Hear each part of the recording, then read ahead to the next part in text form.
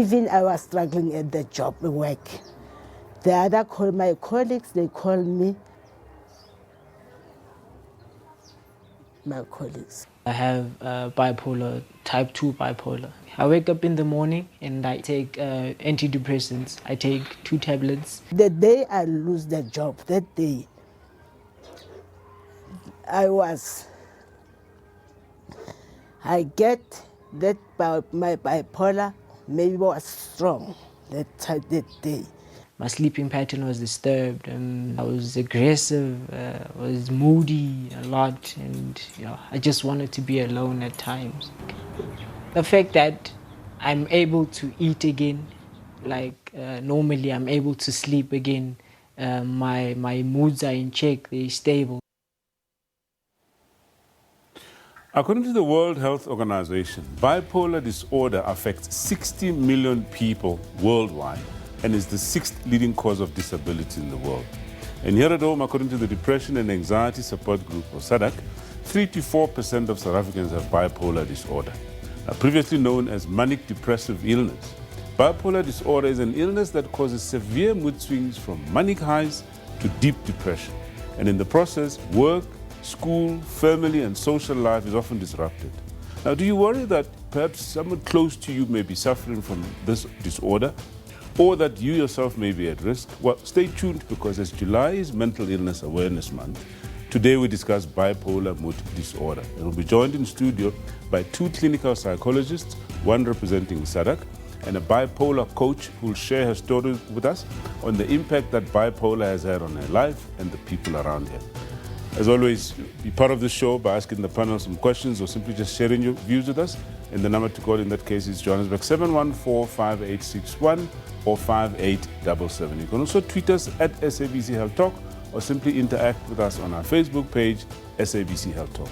So sit back, relax, and learn from this bumper show coming to you just after a short break. I'm Dr. Silda Mutau, and this is Health Talk.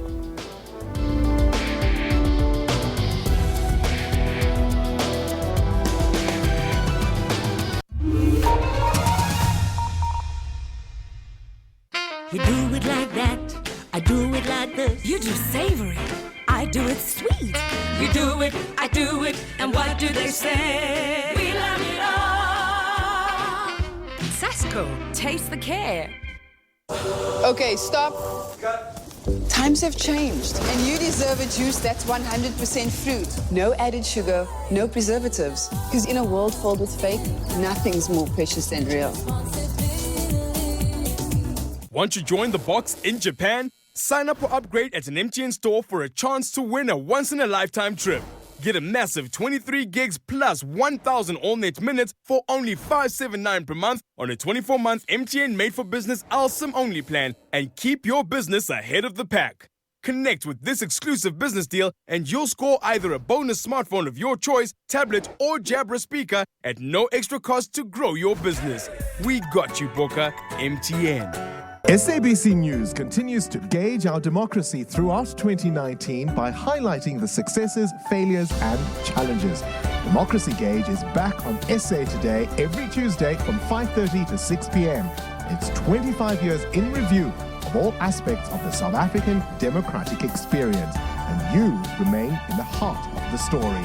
SABC News, independent, impartial. Mbaletse Mthethwa joins us now live. MNS attorneys were mandated to conduct these reports and investigations. What sort of processes did they follow? We heard Tiamo explaining that they worked with actuarial scientists in order to investigate these transactions. Slap suits, tell us more about this. The concept of slap suits, which is litigation often used by big companies to silence critics. We as civil society won't stand for this kind of intimidation and harassment. If you come to South Africa, you need to obey the obligations that you have in terms of the laws of this country, including environmental laws.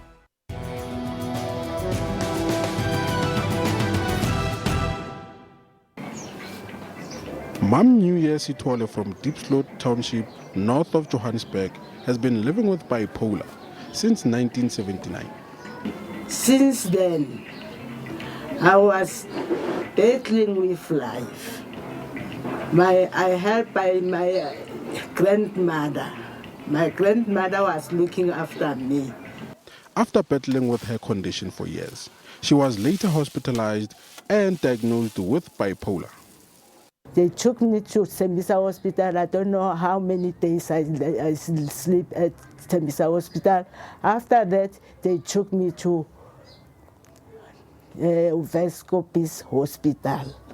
That's where they found me that I bipolar. On her way to the mental health institution, one of her drivers insinuated that Mam Sithole might be bewitched. When traveling to Vescopis from Tembisa, I heard that my transporter, the man of my driver was saying to me, they talking about me, they say, this lady is not sick, is get the poison. Maybe like, while continuing living her life, Mam Sithole fell pregnant at the age of 24. After giving birth, her condition worsened due to the lack of support from the father. After I deliver my baby, big problem again. Father of my baby ran away. Fast forward years later, her son seems not to understand her condition. Thus, she always fights with him. Having with my son too much, it's giving me a stress. Besides of my condition, it gives me more stress. Because he wants me to understand him. He doesn't want to understand him. He wants me to tell me what must I do. Unfortunately, she later lost her job due to her condition. The day I lose the job, that day, I get that my bipolar maybe was strong that day. Tried somebody to help me because doctor was busy. I asked this, I asked somebody, I asked the other one, I asked the other one. Nobody came and I want to help me. Until I said to me, no, Tessa, I talked to Tessa, I'm going to doctor because even he's working, there's nothing I can do because I'm suffering, I'm dying. Treatment and support is essential for recovery, and Mam Sithole has been taking her treatment, but she doesn't get much support from her family. It's difficult there because I will fight with my family. I'll fight with my family. You understand? Okay. All right, so to understand this condition a lot better, it's a great pleasure to welcome our guests for today. The first one is Thabang Tlaka. Thabang is a clinical psychologist in private practice out in Pretoria at Prime Care Clinic. Welcome to Health Talk once again. Thank you very much. All right, and then of course we have Cassandra Govender, who's also a clinical psychologist representing the South African Depression and Anxiety Group. Welcome to Health Talk. Yeah, thank you. Right, and last but not least, we have Samantha Smirin, who is an author and a bipolar coach. Welcome to Health Talk. Thank you so much. All right. So let's have an open discussion about this. Perhaps let's start with you, Thabang. People often confuse these things. There's bipolar, there's depression. What is bipolar in simple terms? I suppose in simple terms, we are talking about a mood disorder that's characterized by manic episodes and depressive episodes to varying degrees. Right. So you can have bipolar 1 and bipolar 2. When you're talking about manic episodes in bipolar 1, we're talking about somebody who is experiencing a specific period, where a person is experiencing persistent and abnormal and elevated mood, an irritable mood, or what we call an expensive mood. And you find that the person then has goal-directed behavior.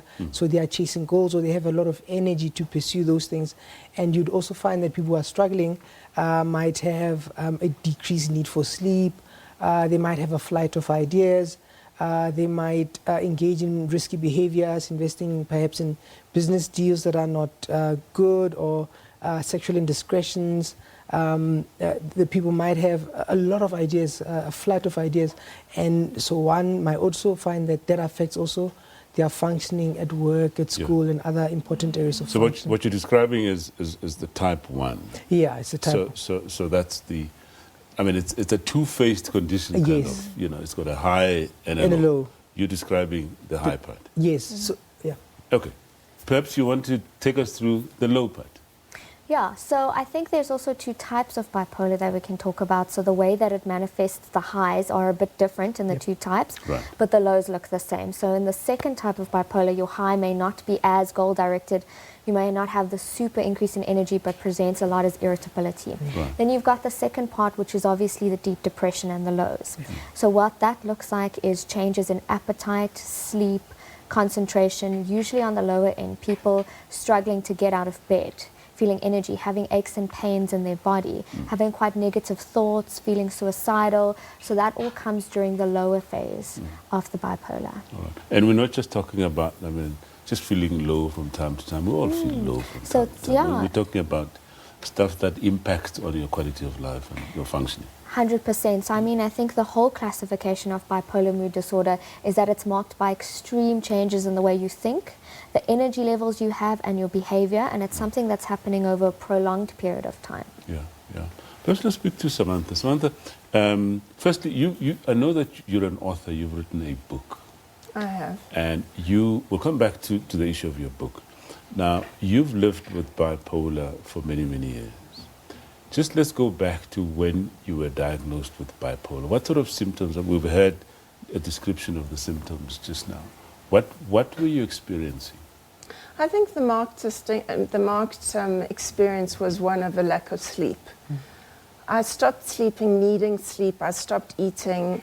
I felt this creative surge in me. I started seeing connections between things. It was almost like there was a sacred geometry to life. I had a lot of insight. Yeah. And I really kind of lost a touch with reality. My reality changed and morphed into a new reality, a new take on life, but I wasn't actually aware of it. Right.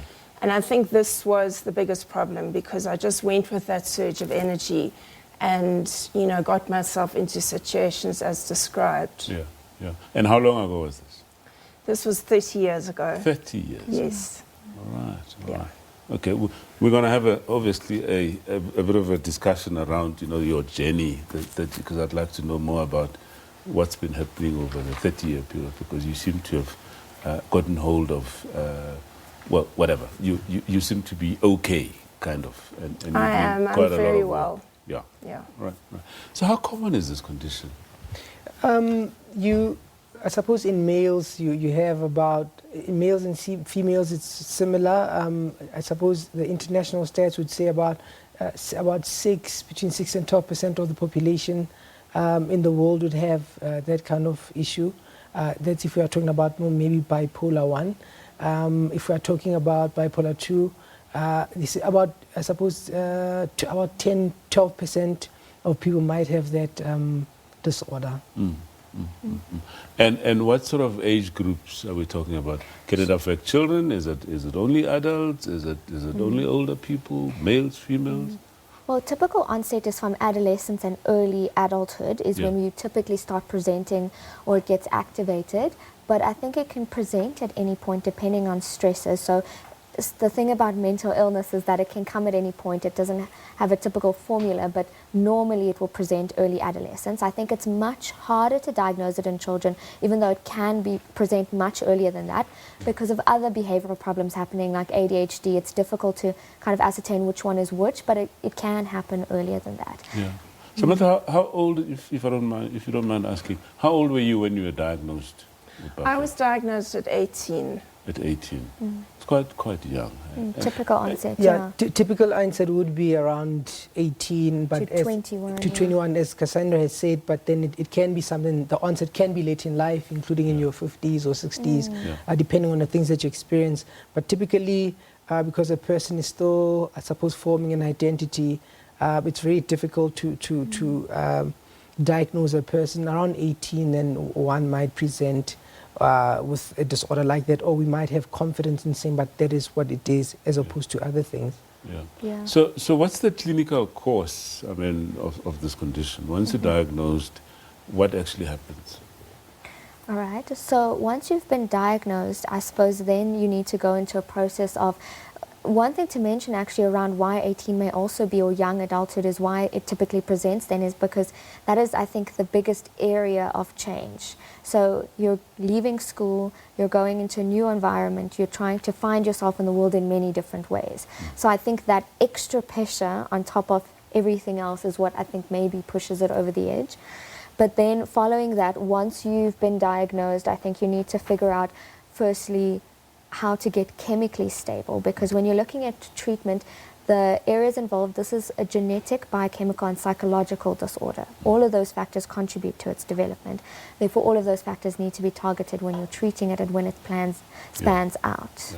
And and just to add to what she's saying, so sometimes, most people, you find that perhaps they might present perhaps with depression, if we are talking bipolar 2 with a depression, and because then we are watching out if then there's a manic episode and how severe that is.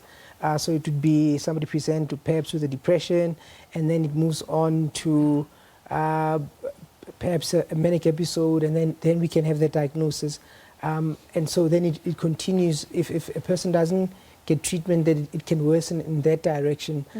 Usually lifelong, where people then just learn to manage it. The other thing is that what Samantha has also said, some people you find they don't have, I suppose, the insight into what's happening. So when they are having, I suppose, the highs, they might not know it. So other people might comment about it.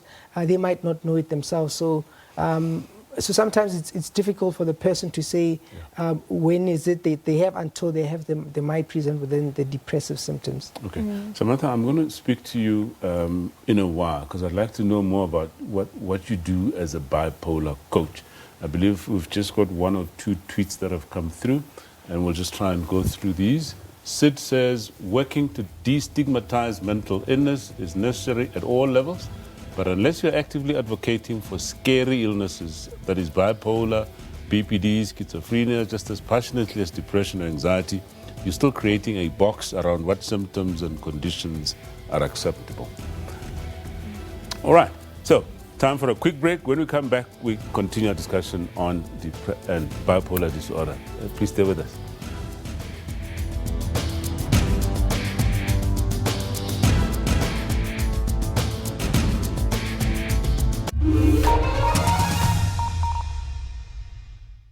It is estimated that about 85% of jobs that will exist in 2030 haven't been created yet. On Network, we don't shy away from having these conversations. Nothing wrong with wanting to be a doctor, nothing wrong with wanting to be a lawyer, but we're talking digital skills. We do coding, we do computer literacy. Beyond what you know, here's what else you can actually look into as a career. If South Africa invests properly in tech, it can be the next China. Be a part of our network, Saturdays at 8:30 p.m.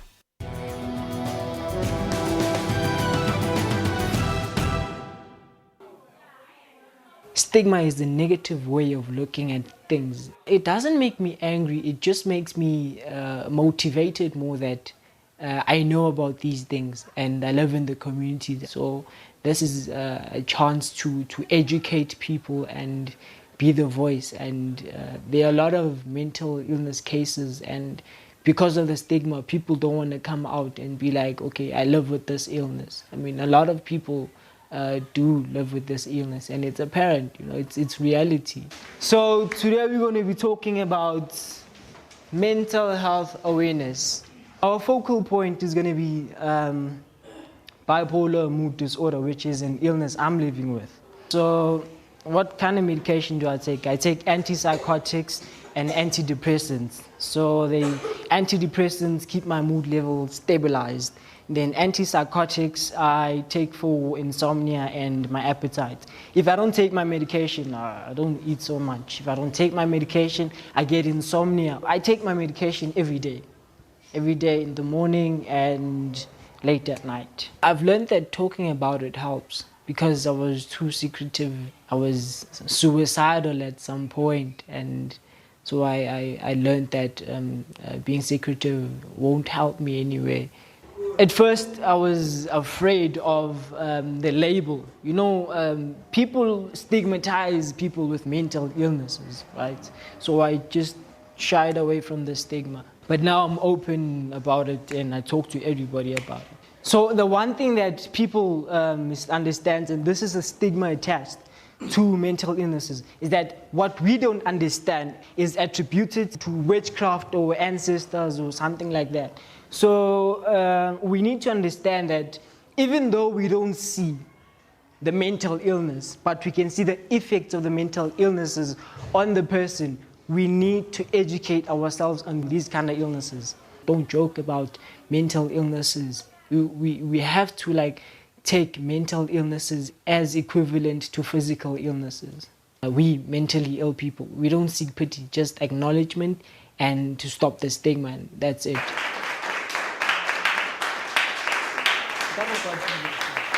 To stop that stigma, indeed. We're still talking bipolar mood disorder, and with our guest, Thabang Tlaka, Cassandra Govender, both of them clinical psychologists, and of course, Samantha Smirren, who is a bipolar coach. Now, before we start our discussion in this segment, we have a caller on the line, Anonymous from Cape Town. Anonymous, welcome.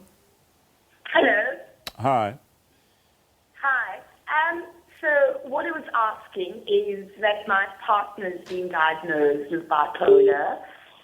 We've been in a relationship for 4 years. Right. And I understand, because I've sat in on several sessions with these psychologists and these psychiatrists, Yeah. but he won't accept his condition because he's a very proud man. Yeah. And because he won't accept his condition and because he's very popular in his workplace, it's very difficult and challenging for us as the psychologist, psychiatrist, and myself as his partner to work around it. Yeah.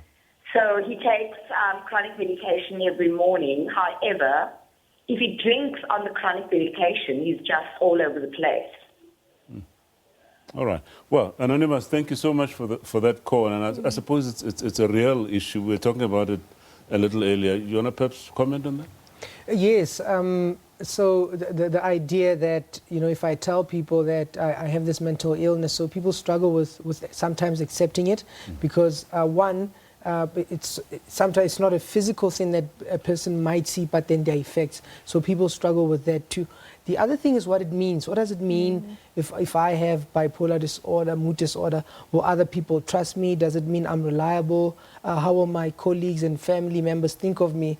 And so there's this stigma about something that I suppose we don't understand, or we are afraid that people might not understand it. So, and sometimes that causes a problem. Then people struggle to then get the treatment they need because what will people say and what does it mean to myself? Yeah. Cassandra, I suppose it points to the level of awareness and how much people know about the condition. Yeah.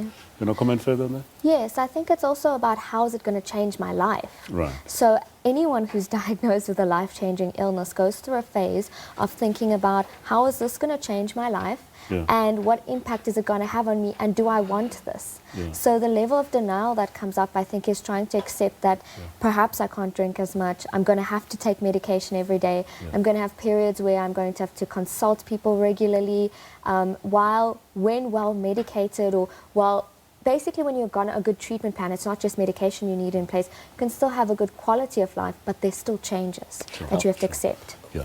I'll come back to you just now, and I still need to speak to Samantha. But we have another Anonymous from Pretoria. Let's hear Anonymous from Pretoria. Welcome.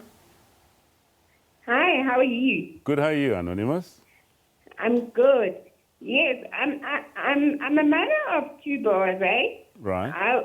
Yes, I was diagnosed with bipolar 2 years back, but I'm not taking any medication, right? Right. Yes, and then my question is that how do I disclose it to my kids? My other child is 18 years, and my other one is 14 years. All right. Okay. Yes. Thank you so much for that question. Another important one. Before you respond, I want to hear from Samantha. As a bipolar coach, what do you do? I work with people who are living with the illness as a fellow sufferer, so I think there's a very intimate connection. Right. And I work on lifestyle adjustments, so I find ways, I use tools. I'm very, very practical, and my tools are simple. Right. For example, when you start going down and you're feeling that low, which could progress to severe depression, I have a tool that you can go to, and with practice, and with knowing that tool, it automatically becomes that go-to. Right. So to avert a big drop. So, yeah, it's an empathic approach. But and perhaps it's- you may also want to comment on the two anonymous callers we've had. Yeah, well, to the first caller, I would applaud her on her compassionate and determined approach with her partner. Right. You know, just to be sensitive to the fact that one does go through denial because it's a implication of an unreliable mind, which is extremely hard to live with. Right. Also, his concerns around disclosure. Workplace disclosure in South Africa is very, very difficult. We don't have wellness programs in place, and speaking to the stigma and discrimination that the others have mentioned. In terms of the second caller, who is not on medication, I don't know what her reasons are, whether she has access to healthcare. Personally, for myself, I sit in the paradigm of psychiatric medication, and I couldn't be living here and be well to have this discussion without my medication. So perhaps to encourage her to explore that. In terms of her disclosure to her children, luckily they are of a later age, and it's possible to have that compassionate conversation. For myself, my daughter saw many, many experiences of me having episodes and being hospitalized as a very young child, and it was only at the age of 8 that I started to explain that mommy was sick with highs and lows, and sometimes she was happy and sometimes she was sad. But disclosure is a very, very important, however, it should be done very carefully. Yeah. We seem to be having lots of anonymous callers. We have another anonymous caller from the Free State this time. Anonymous, welcome. Hi, welcome. Thank you very much for having me. Please go ahead. I don't know where to start, but I believe myself I'm bipolar after having researched the condition, because my ex-boyfriend that I lived with thought I was bipolar because of his experiences that he's had with his ex that was also bipolar.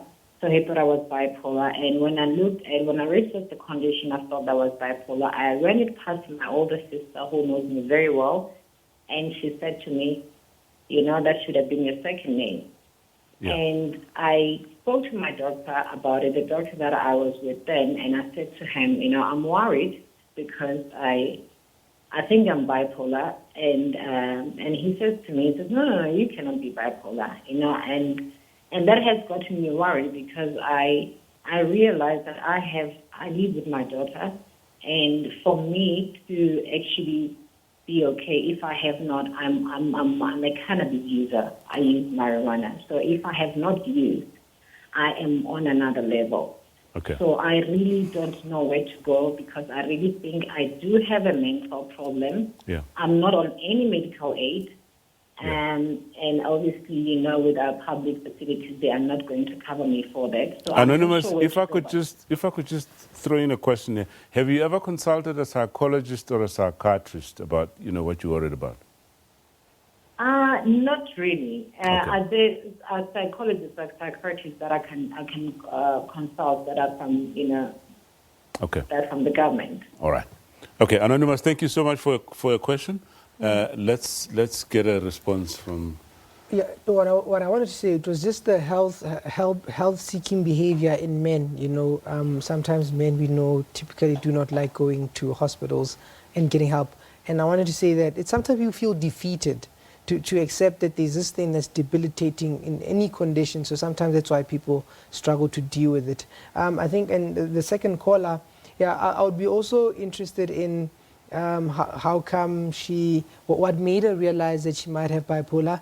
And as for telling the children, I think that once we get educated, once you make peace yourself, I think there's a way that you can incrementally explain it to somebody in the way that they understand. Yes. You don't have to scare them, but you need the information to be able to explain. And then the third caller, I would say it would be helpful to see either a psychologist or a psychiatrist to clarify what is there, to evaluate properly. All right. You know, we're supposed to be talking about possible causes and risk factors for bipolar. Yeah. And I'd like us to start on that, but Samantha has something to say. Yeah? If I could just comment on marijuana use, because you talk about causes. Yeah. Marijuana is a precursor to psychosis. And in this country, we have a very lackadaisical approach to ganja. We think it's, So, I think that's something to really look at. It's a very dangerous drug and underestimated. I think you're making a very good point. Any other possible risk factors and causes? I mean, you described this as a combination. Yeah, sure. I think the one substance, particularly marijuana, can trigger mental illness, I think, if you've got genetic loading. And it's important to talk about. Before I get to risk factors, if you give me just a second to respond to the call. Sure. Because I think there are two really important things I want to pick up on that call. Firstly, Free State does not have a lot of access to care, so that means waiting on waiting lists to see a psychiatrist or a psychologist. My suggestion is to get on the waiting list. I know that it's not ideal and that you should have more access to care, but at the moment I think getting on that list, however many it may be or how long, go to your closest psychologist or psychiatrist. Potentially you might see a psychologist faster than the psychiatrist and get an assessment, because a lot of what the caller was describing, it could be bipolar, but it could be a number of things. And it's also complicated by substance. So you don't know what you're presenting with until you read through those layers. So I think it's important to start that process, and she feels ready for it, it sounds like, because she wants to get help. It's always better in these instances. I know a lot of people they go and see their GPs or when they are concerned about something, and that's great, but I think that we are all trained to see things differently in different ways, and it's good to have fresh eyes and to get that review. So we have 30 seconds to go through some of the common risk factors. Okay, so genetic loading is one you want to talk about. If you've got a parent who's had bipolar or someone in the family, that increases your risk, and it just means that psychosocially, when a trigger happens in your environment, whether it's relationship, big stress, big changes that you're going through, it can be brought out. And I think obviously there's a chemical element as well once it's been activated. So not everyone has a risk factor present, but some people do. Okay. You mentioned some environmental issues as well. Yes, so I mean, one of the things that the literature will tell you about is people getting divorced, people losing businesses, being single and not having support. So those things in the environment, the changes that are happening, can affect one if one is not mindful. Samantha, you during the break, you had a view around causes and the importance of causes and risk factors when you diagnose with bipolar. Yeah, I was just sharing that I think the etiology is so crucial, the biochemical basis, the psychological basis, the stresses maybe of childhood, the dispositions. However, when bipolar is there, it's there. And if you can't find out where it's coming from, nonetheless, it's present. So when something is in the room and present, you must deal with it. All right. Okay. Well, on that note, it's time for another quick break. When we come back, we continue our discussion, focusing on treatment. But before that, we have some 2 tweets that have just come through, and we'll just try and go over them as quickly as possible. Teddy Bear says, we need to help people in this condition. It is dangerous. I have an experience from a classmate. # let's fight bipolar or manic disorder. And then Kaylin says, I'm visually disabled and have bipolar disorder. My boyfriend is HOH and has some mobility issues after just having a stroke that could get better, but also could not. We are both queer trans men and have been together happily for 3 years. He's the love of my life. All right, well, on that note, time for another quick break. When we come back, we continue our discussion. Please stay with us.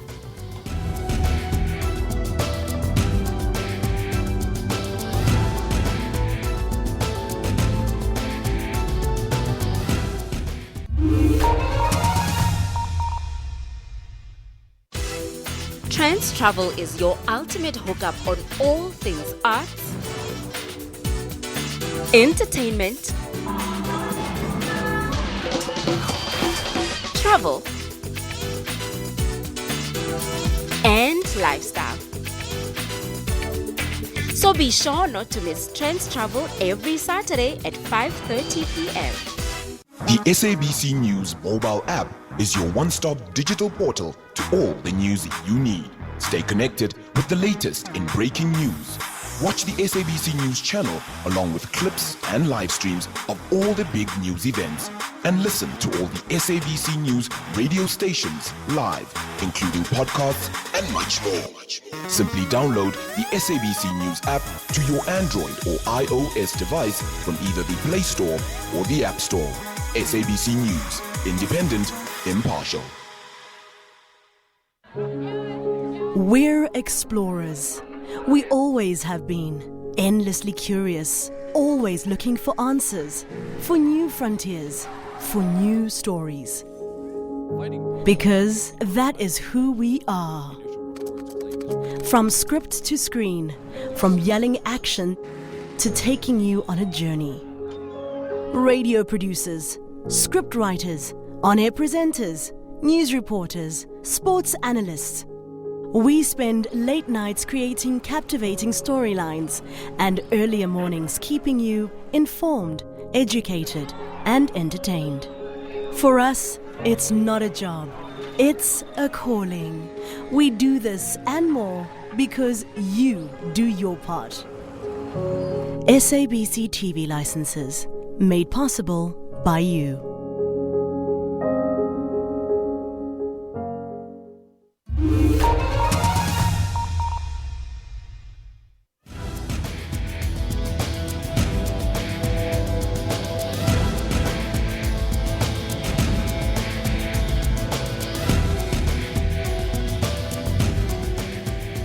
Right, thank you so much for staying with us. If you just joined us, we're talking bipolar mood disorder with our guest, clinical psychologist Tabang Tlaka, clinical psychologist Cassandra Govender, and Samantha Smirin, who is an author and a bipolar coach.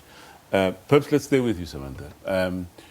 We've been discussing bipolar mood disorder, and you having lived with the condition for years, I mean, we know the impact that it has on social life, on school life, and so on.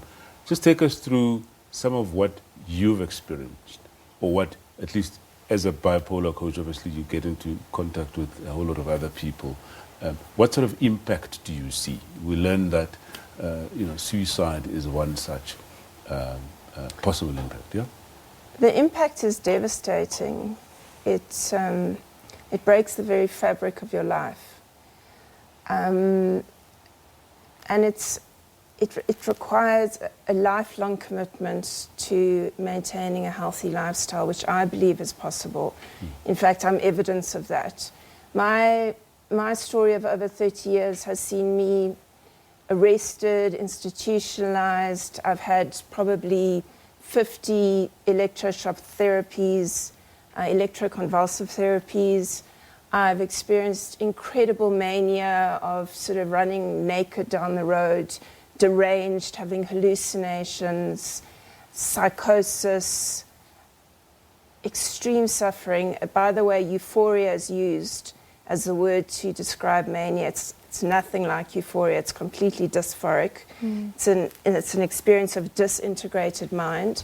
And then the depths of depression, really the depths where, you know, getting out of bed is not is a small idea. You know, just crawling to the bathroom or not managing to go to the toilet because you're a broken and hopeless person. Suicide is a huge part of depression. In fact, 90% of people with depression consider suicide at some point. And with bipolar 2 sitting on the more depressive side, you can imagine. One day I found myself in front of a fire in the midwinter, and I imagined that I had a gun in my hand, and I had my finger on the trigger, and the gun was down by my side, and I kept lifting it. And then I thought about just pulling that trigger, and then it would drop, and I kept doing this for quite some time. And then I pulled the trigger. Of course, the gun wasn't there because I was hallucinating. but it might have well been there. For all I felt, I just wanted an out. And with suicide, people want an out of hurting. Many of them don't actually want to die necessarily, but because of this overwhelming feeling of no escape from the hopeless situation they find themselves in, they reach for something. But we sit with a lot of suicidal ideation, a lot of thoughts. I can't say not that many, because of course it depends on the person, but many people stay with the distorted thinking and don't necessarily come up with a plan and don't necessarily execute it. And of course, these overwhelming feelings do pass, because nothing stays the same. And moods fluctuate and change with bipolar, sometimes very quickly. Let's take another anonymous caller, this time from the Eastern Cape. Anonymous, welcome. Good morning, Doc. Good morning, and you and your panel. Morning. I'm phoning on behalf of my brother. I just want to know, PTSD and bipolar, is it the same? The reason I'm asking is because my brother has symptoms of bipolar, but yet because of his past experiences that makes me think that it might be PTSD. Now I want to know, is there a difference in the treatment? Is it the same? Thank you. All right. Did you get that? Yes. Okay. Do you want to comment? Well, I mean, it can be, you can add, it can be comorbid. I mean, they can occur together. One has to distinguish then which one is primary. Yeah. So if these... But perhaps just for the sake of our viewers, just clarify what... Post-traumatic stress disorder. PTSD, yes. Yeah, so right. PTSD is post-traumatic stress disorder. Right. It's a condition that occurs after something traumatic. Either you saw something, experienced something, or you heard about something. Usually related with anxiety, which is something that you find with depression, bipolar, and anxiety can co-occur. They are comorbid. So sometimes then the one is predominant. So we have to clarify which one is what the brother is really struggling with. Is it bipolar, or is it more the anxiety? And how can this be clarified? Well, you need to see a professional, a psychologist or psychiatrist who can then assess properly that what is it that the person is struggling with, and then you tailor-make treatment for that to deal with the specific symptoms for the bipolar and for the anxiety. All right. Talk about treatment before we run out of time. Yeah. Cassandra, Yes. treatment principles for bipolar. All right. So the first thing to hold in mind is that it's chronic. Once you are suffering with bipolar disorder, you cannot. It doesn't disappear. You know, even with medication, with a number of things, it doesn't go away. It's about managing it so that you can still live a meaningful life. For me, that includes 4 particular areas that you need to focus on. The first is psychiatry, because psychiatrists are the gateway. So if you're not chemically stable, should I say, it makes anything else quite difficult to engage with. It's hard to sit in therapy with someone who's manic or very, very low in depression. We want to shift thinking patterns, but it's hard to do so when chemically we're not at the level we need to be. That in itself is a very long process and has many ups and downs, because finding the right kinds of medication, the right system in itself, brings up lots of conversations around this, and it can make people quite hopeless. But psychiatry is your first port of call. Secondly, you want to go into psychology. You want to look at the types of thinking that's been set up, the type of skills around regulating emotions, talking through the meaning making of what this means for you now, what it means for your family. The third I talk about is lifestyle stuff. So our lifestyles have a severe impact. For example, things like smoking weed, or if we eat healthy, exercise. A number of things contribute to how we can maintain our level of health in a general way that we need to talk about. And the last is then support. I think you need a good support structure to balance all of these things, and your support structure needs to understand what you're going through. So treatment is kind of multidisciplinary, and you need all of those pillars for a good one. Right. We're going to be talking about support later on. She mentioned the issue of, lifestyle. What about habit-forming drugs, including alcohol? Yes, a lot of people self-medicate, and so we also know that people who have been taking marijuana and alcohol those can offset an episode where either one is either psychotic or they experience a manic episode or a depressive episode. So it's very important for people to remember that there are drugs that when we take them, the brain gets used to them, and once we are used to them, the neurochemicals So the neurology in our heads then causes us to reuse and reuse, and then it's very difficult to then get to a level where you are comfortable, where you're thinking clearly, where you can get help, because then your body needs the substances that you've been taking. Okay, time is really flying today. We have 2 more tweets to just go through before we go on a quick break, and we're just going to put it up. Aubrey says, I love the statement by Dr. Angst, expert on lithium treatment for bipolar disorder in the book Mental by James Lowe. And the highlighted part says, the diagnosis is a label, directions for treatment, Angst said. But the whole human being, the patient himself, is a whole complexity of other phenomena which has to be taken into account. He has to be considered as a whole. Exactly what you were saying, isn't that so? And Maul says, I was diagnosed bipolar and going on medication saved me, I swear. Don't be ashamed of needing meds. I feel so alive and happy, like I can finally break through and let my real personality come out. Not tweeting for sympathy, just want to help make it normal. I am who I am, makes me, me. All right, time for a quick break. When we return, we wrap up our discussion and talk about support for bipolar mood disorder. Please stay with us.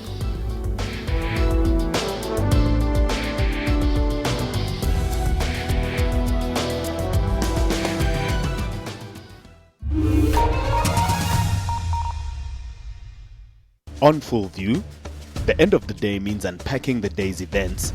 We recap all major news stories from around the world. The African Union's decision to suspend Sudan's membership was made by the AU Peace and Security Council. It was a unanimous decision. We said we'll give them up to 60 days. And have in-depth discussions on what's happening in our country. This economy, for it to grow, you need people that will be working in order for them to be able to have the buying power.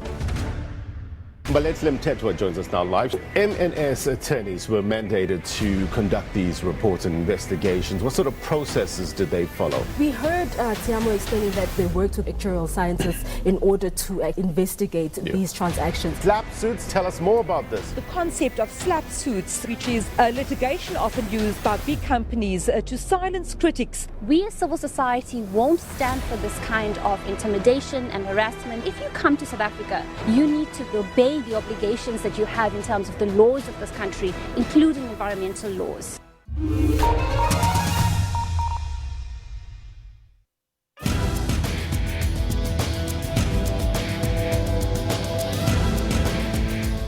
Okay, welcome back. We're just wrapping our discussion on bipolar mood disorder with our guest, Tawan Tlaka Cassandra Govender, clinical psychologist, and Samantha Smirin, an author and bipolar coach. Samantha, you wanted to comment on one of the tweets that we've had.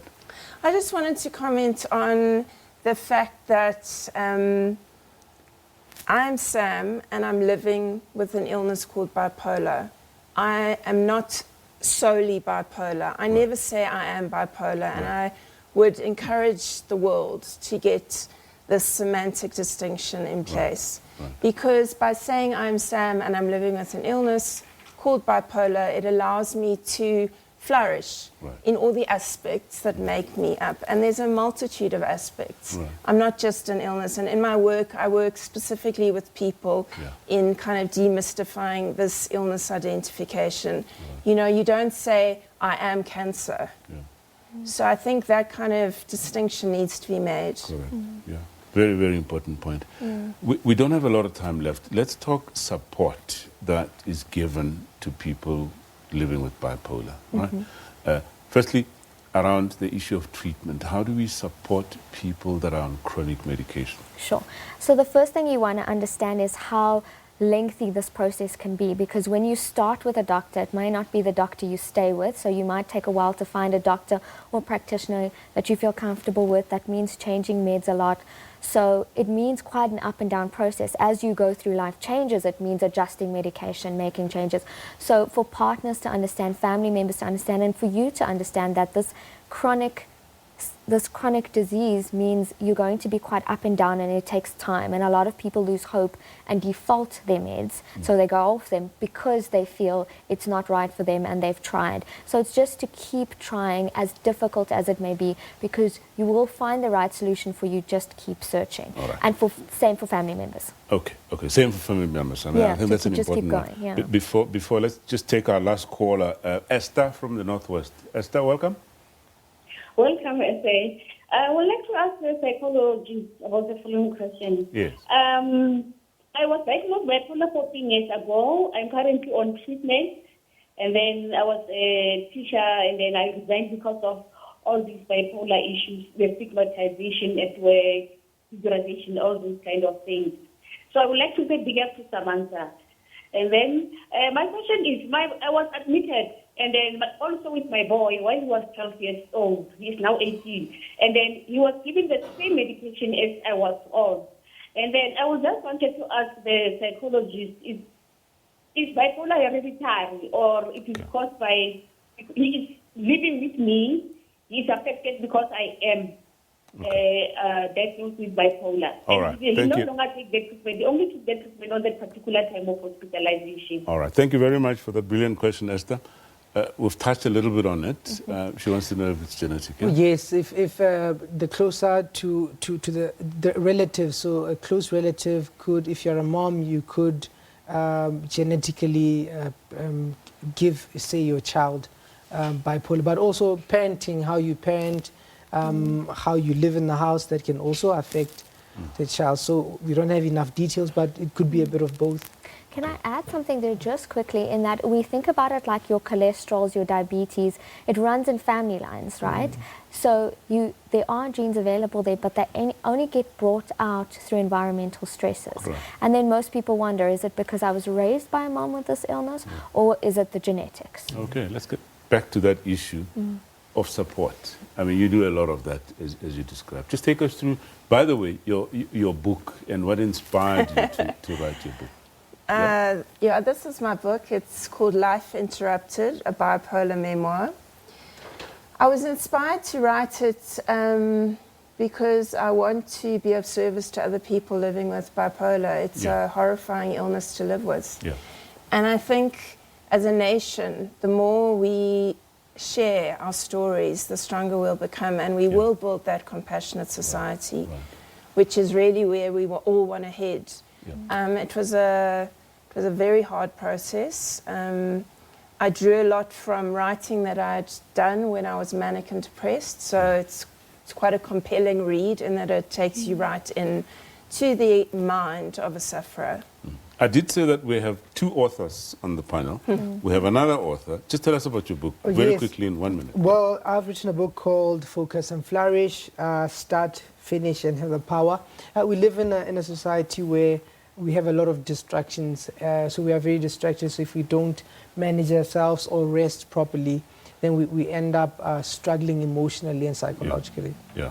All right. I'll tell you what. Let's just go through tweets, and I'll come back to see if we still have a minute, at least a second or two. If we could just get those tweets up. Darren says, I have bipolar disorder, and I've been through some pretty dark times in my life. Standing here with my two daughters and watching their faces light up with joy reminds me why it's so important to keep going and never give in. Time for a dad hug, indeed. And myself and Health says, one thing I've learned after all these years, nothing can replace the feeling of total peace of mind. Treasure those days when you have them. Very, very profound statements to end the show, and unfortunately that's all the time we have. Our two psychologists, Tabang Tlaka, Cassandra Govender, and Samantha Smirin, who is a bipolar coach. Thank you so much for your contribution. And to you folk at home, thank you so much for watching. We'll be back with you again in a week's time. My name is Dr. Sello Mudong, and until then, please do take care. Good.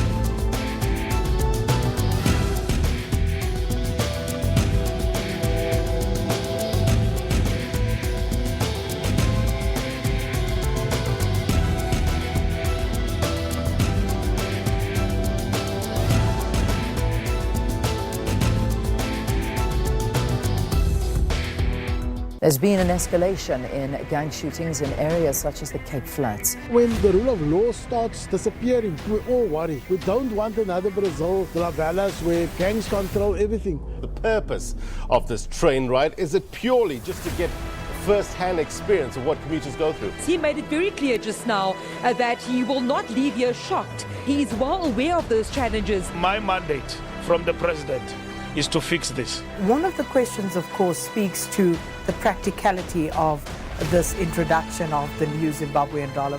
What is its worth? In a nutshell, this is, it has got a lot of disadvantages to the people in the country. At the end of the day, we'll have uprisings in the streets. I'm saying to you, you cannot show a middle finger to a chapter